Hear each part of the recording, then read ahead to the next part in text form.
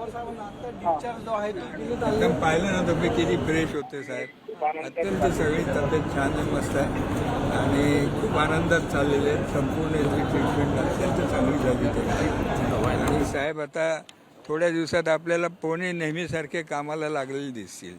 आता जर पाहिलं तर एक उत्साह त्यांच्यामध्ये वाटत होता. त्यांनी जाताना सर्वांना अभिवादन केलं, हात केल्यात, डॉक्टरांशी पण बोलले. येस, त्यांना खूप आनंद होतोय की ते तुम्हाला पूर्वीसारखे साहेब दिसत आहेत याचा त्यांनाही आनंद होतोय खूप. आणि छान आहे आता. म्हणजे ते ज्या अर्थी मुंबईला चालले आहेत त्या अर्थी समजून चाला की ते आता कामाला लागतील.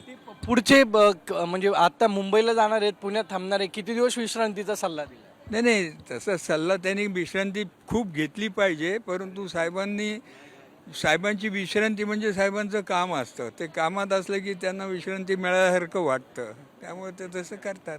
नाही, आता जर पाहिलं, आता तुम्ही काहीतरी बोलले, ते सगळे डॉक्टरांशी आता बोलत होते आणि जाताना सगळ्यांना अभिवादन करत होते. काय बोल डॉक्टरांच्या सगळ्यांचे मी आभार मानत होतो की त्यांनी साहेबांची खूप चांगली काळजी घेतली, चांगला औषधोपचार केला आणि साहेबांना इथनं फिट करून पाठवलं आहे त्यांनी. साहेब पण बोलले त्यांच्याशी. साहेबही बोलले, साहेबांनी आभार मानले सगळ्यांचे. या सगळ्यांनी खूप डॉक्टरांनी सेवा केली ना साहेबांची या काळामध्ये, तर त्यामुळे साहेबांना एक भावनिक वाटलं या सगळ्यांना नमस्कार करावा, त्यांचे आभार मानावे, त्यांनी केलं ते.